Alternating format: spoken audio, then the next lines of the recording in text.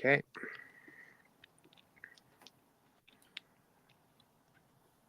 All right, and I think we're live here. Welcome everybody to the Oddfrog Chop Shop. We're just going to check and make sure that we're live on YouTube right now, just to make sure. But we've got two very special guests with us today. We've got Axion Figs and Alias Fancast. What's up, everybody? We're excited to have them here today, guys. We had some snafus last week, and it just didn't work out for whatever reasons. And these guys were kind enough to come back on here with us, and couldn't be happier about it. So why don't we start out with you guys just talking a little bit about yourselves. Let everybody know who you are. I'm sure many in the community follow you guys, but let's start with Alias. And you want to just kind of briefly mention what why you're here and you're collecting and stuff like that, and just tell us a little bit about yourself. Well, I'm small time, not really big yet. I hope to someday. I collect action figures for fun. I was focusing on Fancast, but I don't really do that anymore. I just lost the drive to do it. But now my main goal is toys. I collect toys. I post them. I'm still a little self-conscious about posting the stuff. Mm-hmm. And I am customizing a little bit, but I stumbled upon Oddfrog after the Engine of Vengeance failed, and someone sent me a list of upcoming 1/12 vehicles, and that's how I found you guys. Oh, that's cool. Yeah, we were a little shocked when the Engine of Vengeance came out, because we had been working on our car for like 6 months, and then Hasbro comes out with a 1/12 scale. How are we going to compete with Hasbro, So it was a bit of a shocker. By the way, guys, it's a beautiful sunny day here in Southern California. I'm sitting right under a skylight. I was up till 2:00 in the morning drawing on the comic book, so I'm wearing sunglasses today. But that's fantastic, Alias. Hello? And Axion. Hello? Oh, we can hear you. There we go. We can hear you. Okay. Axion, same question for you. What got you into it? Tell us a little bit about yourself. Oh, I've been, believe it or not, I'm 50 years old. So I have been collecting toys since as long as I can remember. I don't think there's ever been a time in my life, other than the 3 months I spent in basic training for the Army, that I didn't actually have an action figure with me. So doing a long time.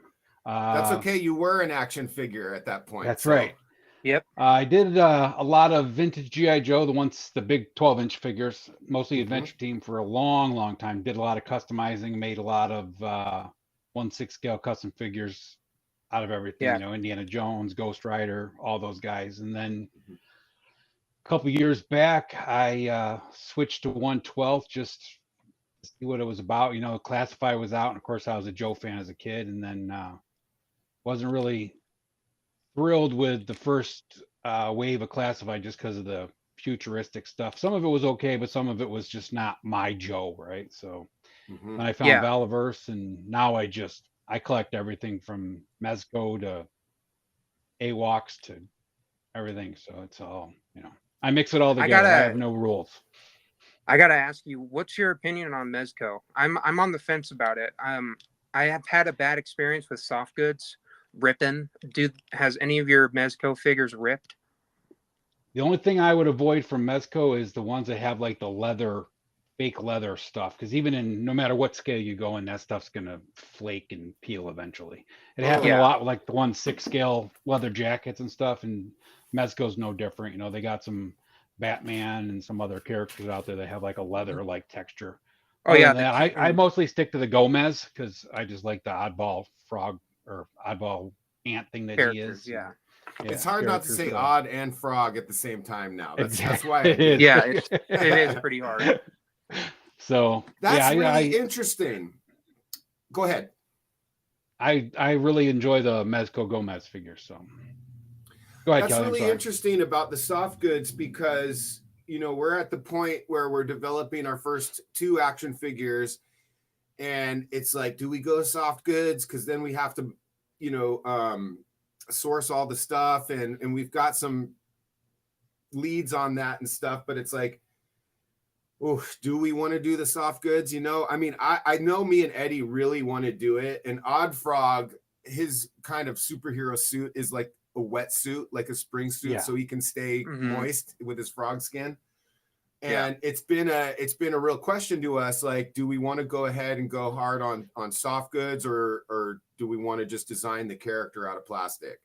So that's the soft goods are just so much nicer. I mean, it gives such a more realistic look to the figure, you know. The only thing to stay with, like I said, I'll stay away from are like the fake leather and then the rubber. Hasbro made some suits out of rubber for like dive suits that they really were trying to, you know, make realistic, and they just, you know, they rotted, deteriorated, stuck right to the bodies of the figures and stuff. And like the old 12-inch GI Joes, the 70s or you know late 60s ones or whatever that had the rubber dive suits. My uncle has those, and I'm pretty sure they even made some in the gone. They remade them again in the 2000s at some point in time, maybe 2010 or something, and those suits did the same exact thing, even faster than what they used to use. I mean, well, now a lot of the people,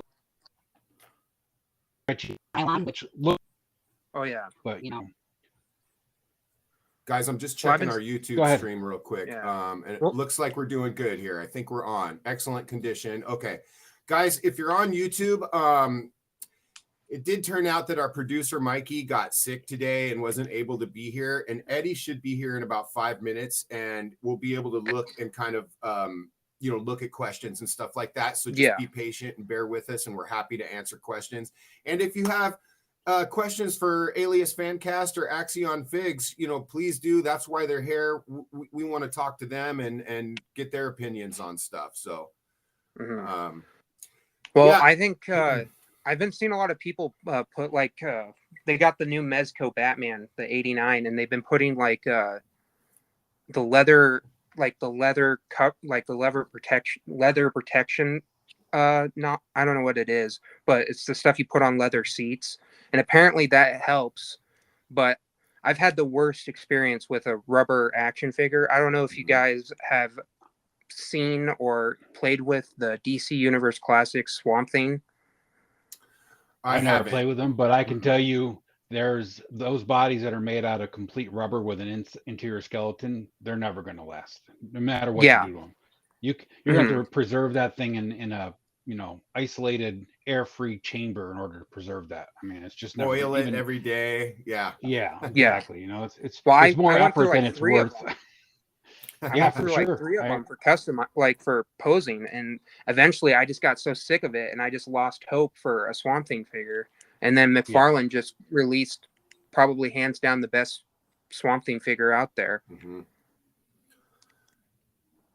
better off getting a plastic figure and flocking it for a Swamp Thing than you are to find a rubber body. Do you think it's real rubber, or is it a soft emulation plastic of rubber? When I had the figure, it was it felt like rubbery. Sorry for cutting you off. No, you're fine.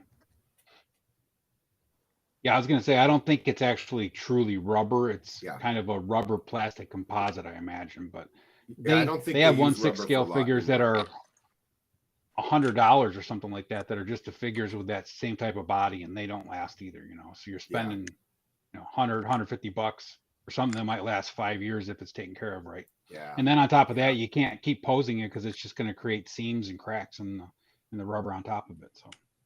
Yeah. But soft goods, you know, like cover all the joints up. It's almost like one of those old toys that would come with the wires in it, and you could bend them so long, and then you just had one arm that was stuck out forever. Right? G.I. Joe.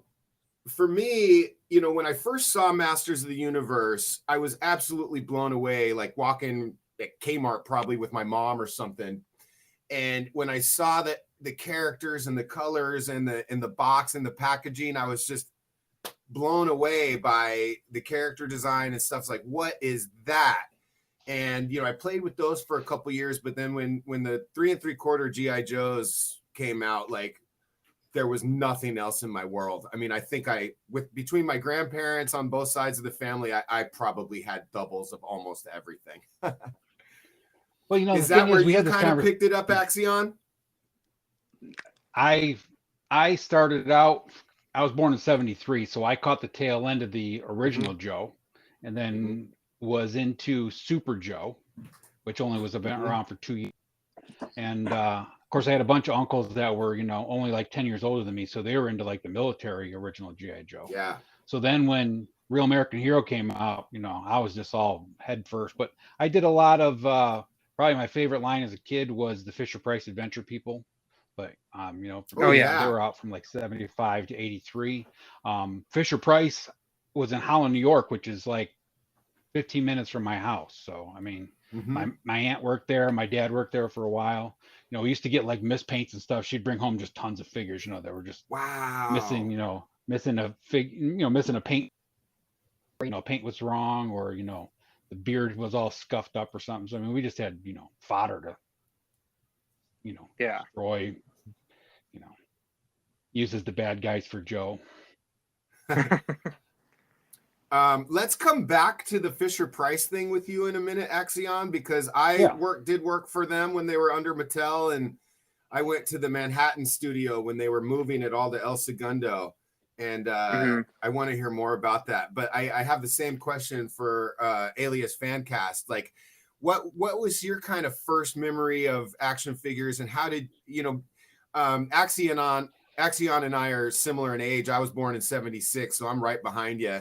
And so what was it that got you inspired? What was your favorite toy and action figure growing up? Oh God, it was a lot. I have ADD, so each week was a whole new obsession. And it affected my parents' wallets a lot. So my first encounter was the Toy Biz Marvel Legends. And then I switched over to, because my uncle, he was served in the military. He was a tank driver in Iraq, and he was my big dad on was a tank commander for the Marines. Awesome. Salute. Yeah. And he was big on GI Joe. He grew up loving GI Joe. So he got me hooked on GI Joe for a while. And then I remember specifically one month where I was just totally obsessed with the DC Universe Classics, and I still do have a bunch of them stored away. I just love the detail and the just simplification of the figure. And then now I'm really into Valaverse right now. Yeah, I really like Valaverse too. I try not to talk about them too much because we're a company and stuff like that, but it's hard not to love what they're doing. Go ahead, Axion.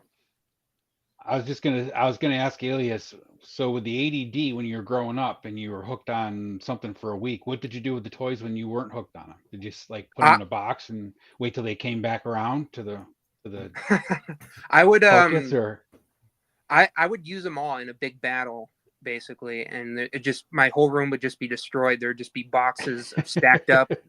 And they would be like buildings, and then I'd have figures hanging on the side of them, and it'd just be a big, huge fight. And then if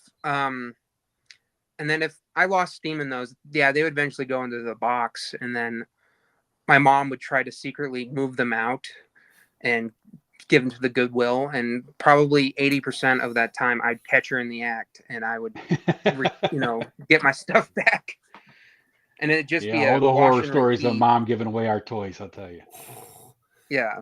My grandfather, when he went to World War II, when he came home, he had discovered that his mom threw out all his comics, and he had Action Comics #1, and it's just like, oh my God. Yeah, I know. Yeah, my uncle, he went into the Marine Corps, and when he came home, my grandmother had sold his whole entire 60s military Joe collection at a garage sale for like, $20 for the whole thing or something. It's probably worth, the Marine Corps is hard enough. You don't need to, the Marine Corps is tough enough. Right? You don't need to have your toys thrown away when you come home. My whole family is Marine Corps. Yeah. You're serving your country and you come home and all your stuff is gone. Yeah, my whole family. My uncle was a big collector artist. He had like all the GI Joes. He had a bunch of like the old Universal Monster model kits. Remember those? They were just yes, the Wolfman, Frankenstein. They were just in cool poses and stuff with tree branches and stuff. He had all those painted. He's an artist himself. Never went professional with it, but he came home from the service. His whole room was just cleared out, and he's like, "What the hell?" Oh man, that's painful. Yeah, I got a soft. Yeah, Go ahead, Alias. I got a soft spot for the. Oh, sorry. I got No, a no. soft spot for the Universal movies. I just love those. They're way before my time, but I grew up watching them. I'd go to Blockbuster and just rent them religiously and watch them over and over and over again. Kelly and I Did grew you up with guys her on ever- every Saturday on TBS. Yeah. And remember the Monster Squad when they came back out in the 80s with the movie? God, I'm sure if I Yeah. watched it now, it wouldn't have the like sparkle, but I loved that movie. And I just actually recently watched again the original Wolfman with Lon Chaney Jr. yeah, with Lon Chaney. Lon It's Chaney? so fantastic. It's so Yeah, good. it is.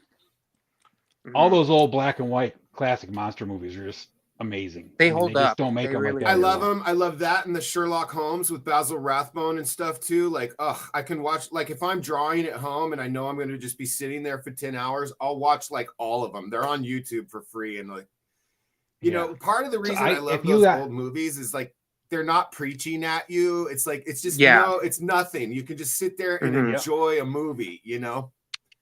Yeah. Well, the other thing is they were horror By the way- movies, right? And there's like now the horror movies are just full of gore. I mean, that's what they consider horror now, Mhm. right? Yeah. It's not like any kind of Yeah. suspense or scare.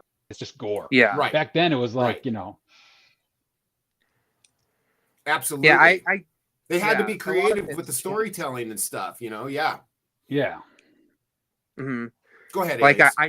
I just watched the new Evil Dead, and I remember watching the original one, and I loved it.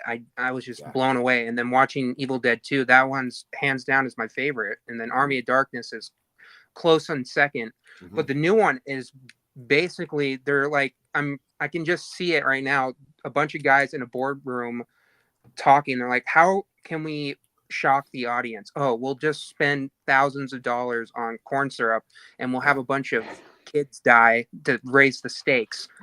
There's no story or element or, environment anymore. It's just blood and guts. Yeah. Yeah, it's a shame too, because what really attracted me to all that stuff when I was younger was the practical effects. And I was really Mhm. into, I don't know, Axion, if you remember, probably in the late 80s or early 90s, there was a show called Movie Magic, and they would go to like behind the scenes of Star Wars and show you like fiber optics where the lights and Yep. stuff like that. And it's like, Yeah. it was such a revelation back then because, I talk to people all the time now where it's like, I work at a art college right now. It's like, you guys don't understand. When I was learning to draw, there was nothing. When I found Mhm. how to draw comics the Marvel way, it was like a revelation, But Yeah. Movie Magic was kind of the same thing. It would break down some of the Ray Harryhausen stuff, which is obviously fantastic. And it was Yeah. Oh yeah. being able to see that mystery unlocked in front of you was really magical. Here comes Eddie, guys. He got here about 5 minutes ago and he's been plugging in. So here he is. Okay. Hey, Eddie. There's the master of the chop shop. Okay. Can you guys hear him? No, I Barely. can't hear him. Can't I hear think you, he's Eddie. coming through your mic. Axion had to pop out and come back in for whatever reason. Yeah. But I can hear me. I still don't hear you in my headphones. I hear you over here, but not my headphones. But yeah, let's let him jump back in here.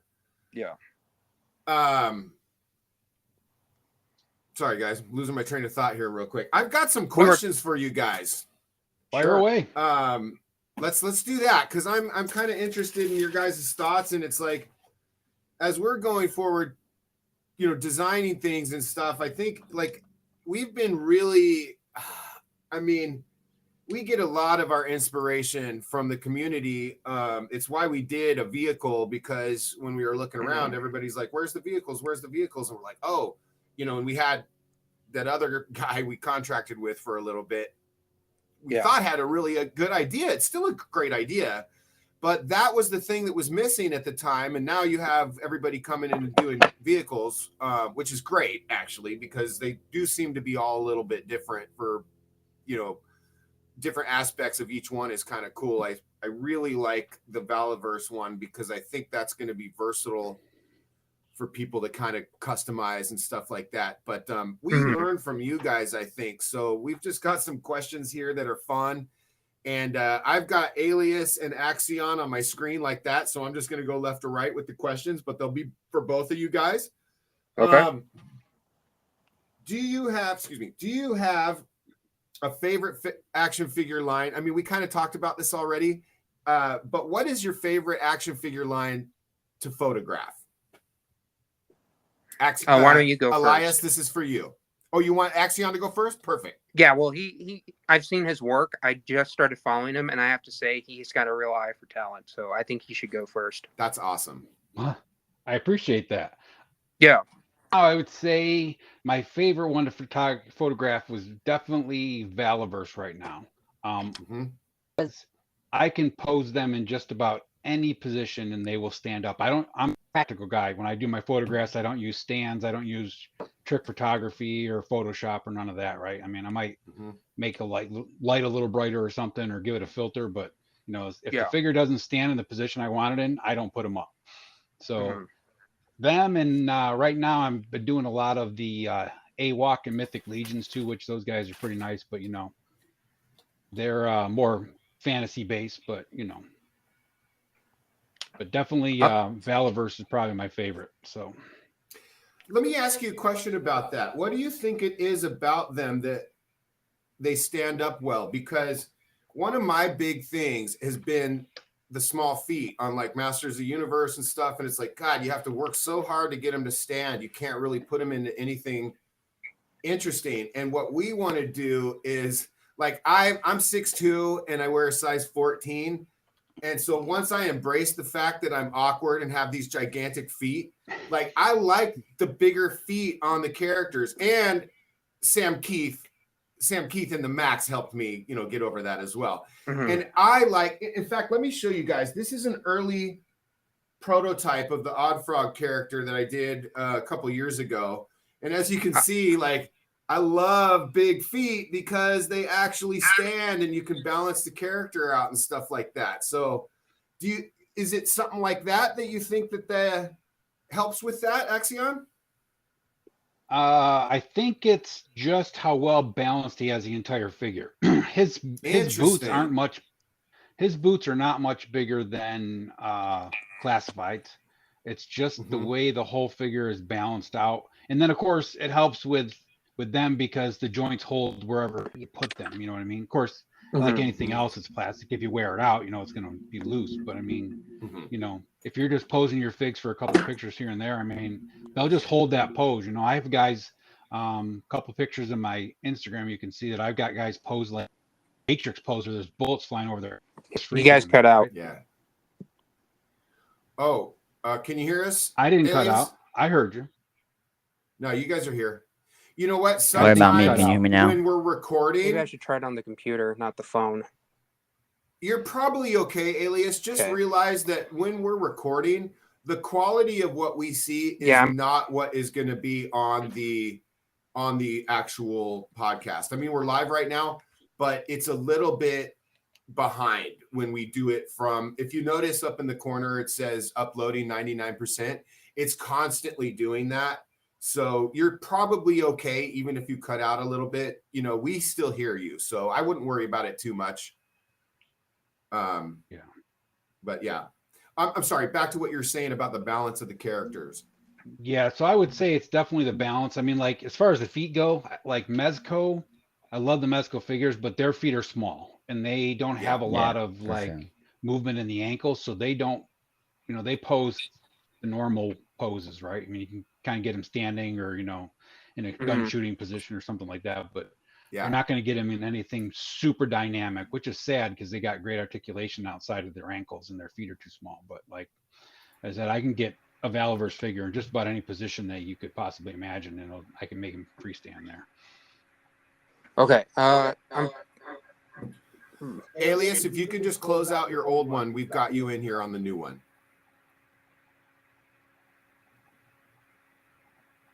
Can you hear us?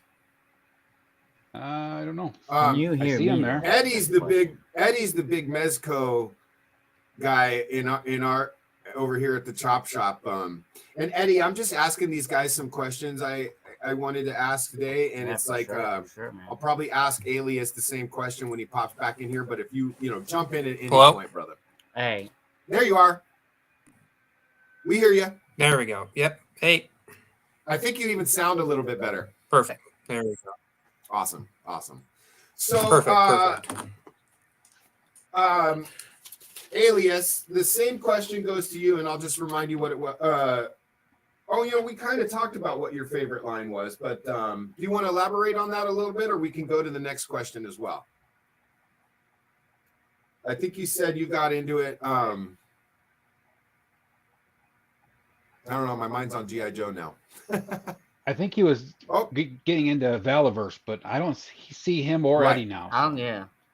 Oh, you don't? I see Eddie, and I've got him up here. Yeah, I just see him don't on the hear him. screen. I don't think he hears us, or maybe he got. I don't know. Let's see. Axion, if you don't see Eddie and he drops out, it's the software basically. It just takes a little bit to catch up, like I was saying. You should be. I see you fine, and I see Eddie, so we should be good at least as far as. And you know what? Let me look at YouTube real quick. Look, what's his face just left? It'll tell us. Oh, I actually don't see you on YouTube either, Eddie. Really? Nope. Well, great. It says recording. Yeah, I got a warning that says we aren't able to subscribe the participant. That's what it says on mine, where Eddie was. Oh, you might have to pop back out and pop in, bud.